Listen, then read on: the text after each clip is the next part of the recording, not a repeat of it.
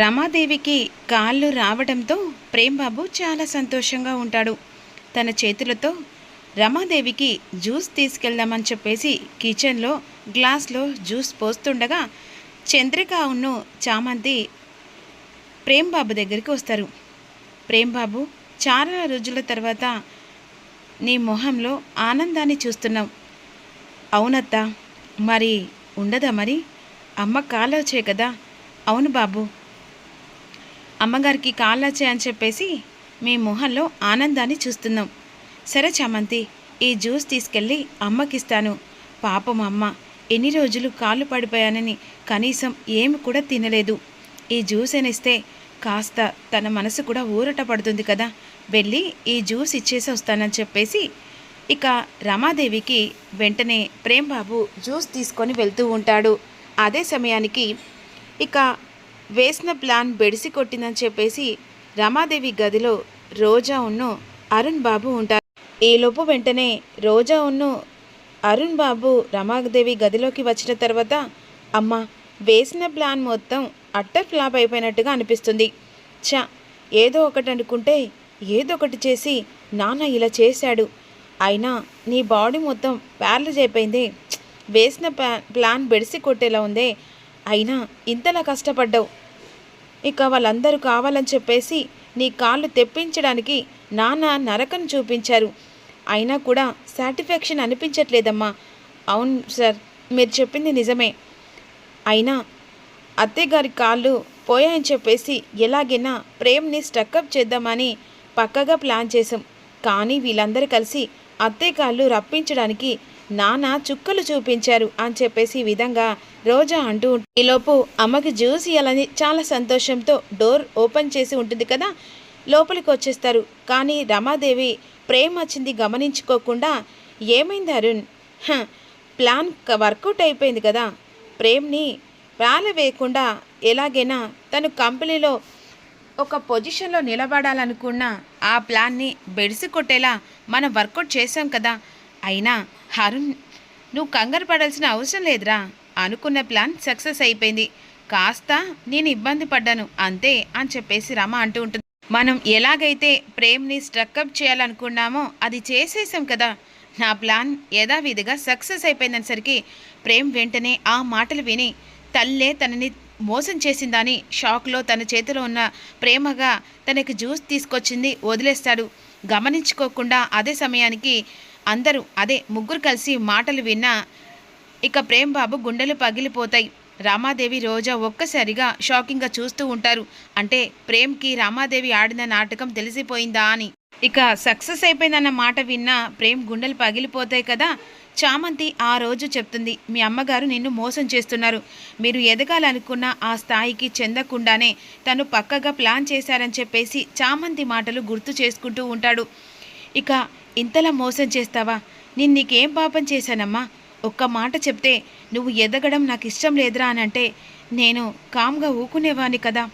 నువ్వే నా తల్లివనుకొని నా కోసం ఇలా బాధపడుతున్నావని నా గుండెలు పగిలిపోయాయి. నీకు కాళ్ళు రాకపోతే నేను ఎంతలా నరకం చూశానో నా గుండెకు తెలుసమ్మా, నా మనసుకు తెలుసు. కానీ కడుపులో పుట్టిన కొడుకు ఎదుగుదల చూసి కన్న తల్లి సంతోషపడుతుందని చాలాసార్లు విన్నాను.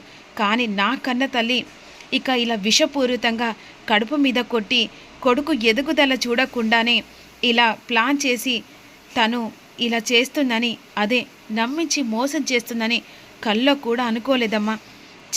ఇంత నమ్మక ద్రోహం చేశావే, ఏం పాపం చేశానమ్మా? నీ కడుపులో పుట్టడమే అది కాదురా, అది నీ చెప్పేది. ఇక ఆపమ్మా, నువ్వు చేసిన మోసానికి ఇక ఆపు. అయినా ఏం పాపం చేశావునమ్మా? నన్ను ఇలా నీ కాళ్ళ కింద తొక్కాలనుకుంటున్నావు. ఒక్క మాట చెప్పేది ఉంటే నేను అక్కడే ఆగిపోయేవాణ్ణి కదా అనే విధంగా ప్రేమ్ రామాదేవిని నానా మాటలని బయటకొస్తాడు. వెంటనే ప్రేమ్ మాటలు అక్కడ చామంతి వింటుంది. వెంటనే బయటకు వచ్చి ప్రేమ్ బాబు బాధపడుతుండగా చామంతిని పశ్చాత్తాపంతో చూస్తూ ఉంటాడు. క్షమించమన్నట్టుగా ఎక్స్ప్రెషన్ పెడుతూ ఉంటాడు. ఎందుకంటే చామంతి ఒకప్పుడు రమాదేవి గురించి చెప్పినా కూడా తను పట్టించుకోకుండా ఇక అలా అవాయిడ్ చేస్తాడు కదా. ఇక సానుభూతితో నేను చేసింది పొరపాటు అన్నట్టుగా చామంతి వైపు చూస్తూ ఉంటాడు. ప్రేమ్ బాబు తలదించుకొని అక్కడి నుంచెల్లి తన గదిలోకి వెళ్ళి బాధపడుతూ ఉంటాడు. చామంతి ప్రేమ్ వెనకాల వెళ్తుంది. ఏంటి బాబు అలా ఉన్నావు అని అడుగుతుండగా వెంటనే ఆ బాధను తట్టుకోలేక చామంతిని పట్టుకొని ఏడుస్తూ ఉంటాడు. నన్ను క్షమించు చామంతి, ఆ రోజు అమ్మ గురించి చెప్పినప్పుడు నిన్ను నానా మాటలు అన్నాను. కానీ నా తల్లే ఇలా నన్ను శత్రువుగా చూసి నా ఎదుగుదల చూడకుండానే ఇలా కాళ్ళ కింద తొక్కుతుందని అస్సలు అనుకోలేదు. నేను ఏం పాపం చేశానని మా అమ్మ ఇలా నాకు ఇలాంటి శిక్ష విధిస్తుందని అస్సలు అనుకోలేదు.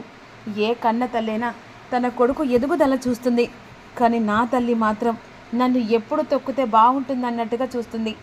ఐఎమ్ సారీ అంటుండగా, నాకు తెలుసు బాబు, ఇదేదో జరుగుతుందని నాకు తెలుసు. అందుకనే ఇక అమ్మగారికి కాళ్ళు రావాలని చెప్పేసి ఇలా చేశాం. మేము ఎంత చెప్పినా మీరు అర్థం చేసుకోవట్లేదు. అందుకనే కావాలని అమ్మగారిని ఇలా టార్చర్ పెట్టి తనకి కాళ్ళ చేల చేశాం. తన బండారం మీరే తెలుసుకుంటారని ఇదంతా చేశాం బాబు. అవునరా, చామంతి చెప్పింది నిజమే అని చెప్పేసి హర్ష వస్తాడు. అదే సమయానికి, అంటే డాడ్ నీకు కూడా తెలుసా? తెలుసురా, రమాదేవి ఆడుతున్న నాటకం చామంతి చెప్పినా నువ్వు వినిపించుకోలేదు కాబట్టి ఏదో ఒకరోజు రమాదేవి నోటెంబడే నువ్వు ఆ మాటలు వింటావని దాన్ని అలాగా టార్చర్ పెట్టాం. దాని కాళ్ళున్నాయి, కాళ్ళు లేనట్టుగా నాటకం ఆడి నిన్ను అవాయిడ్ చేసి ఏకంగా నీ ఎదుగుదల చూడకుండా నువ్వు ఎదుగుతే ఆయనతో 45% నీకు వస్తుందని చెప్పేసి అనుకుంటుంది. ఇక రా అని చెప్పేసి వెంటనే హాల్లోకి చేయి పట్టుకొని, అదే ప్రేమ్ చేయి పట్టుకొని తీసుకెళ్తాడు. రమాదేవి రోజా అని చెప్పేసి పిలుస్తుండగా రమాదేవికి వెంటనే కంగారు పడుతుంది. ఎందుకంటే ప్రేమ్కి నిజం బయటపడ్డది అని చెప్పేసి కంగారు పడుతూ ఉంటుంది. ఏంటి మామయ్య గారు పిలుస్తున్నారేంటి అని చెప్పేసి అందరూ హాల్లోకి వస్తారు. ఇక వెంటనే నేను ఒక నిర్ణయం తీసుకున్నాను. ఏంటి ఏంటి హర్ష, ఏంటా నిర్ణయం? ఏంటా? నేను ఏదైతే అనుకున్నానో ప్రేమ్ ఎదిగితే ప్రేమ్కి ఆస్తి రాసిస్తాను 49% అనుకున్నాను కదా. ప్రేమ్ ఎదిగాడు, అంతేకాదు అంతకంటే స్థాయికి మించి ఎదిగాడు. అందుకే నేను నిర్ణయించుకున్నాను వాడికి 49% రాసిస్తానని. ఏంటి మామయ్య గారు, ప్రేమ్ ఎప్పుడు ఎదిగాడు? ఎప్పుడు అనుకున్న గోల్ రీచ్ అయ్యాడు? గోల్ రీచ్ కాలేదు కదా. అది ప్రాజెక్టు పోయింది కదా. పోలేదు, పోయేలా మీరు ప్లాన్ చేశారు. ఏంటి ఏం మాట్లాడుతున్నావు హర్ష?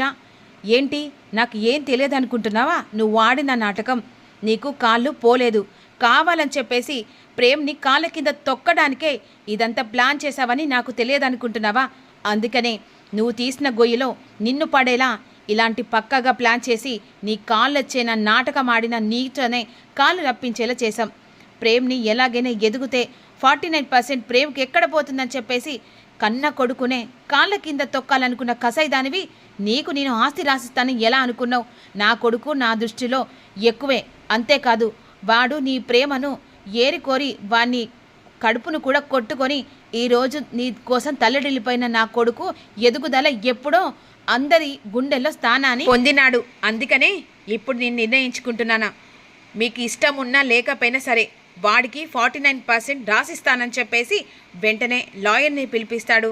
ఇక ప్రేమ్ పేరు మీద వెంటనే 49% రాసిస్తుండగా, హర్ష నువ్వు పొరపాటు చేస్తున్నావు హర్ష, కనీసం అర్థం చేసుకో.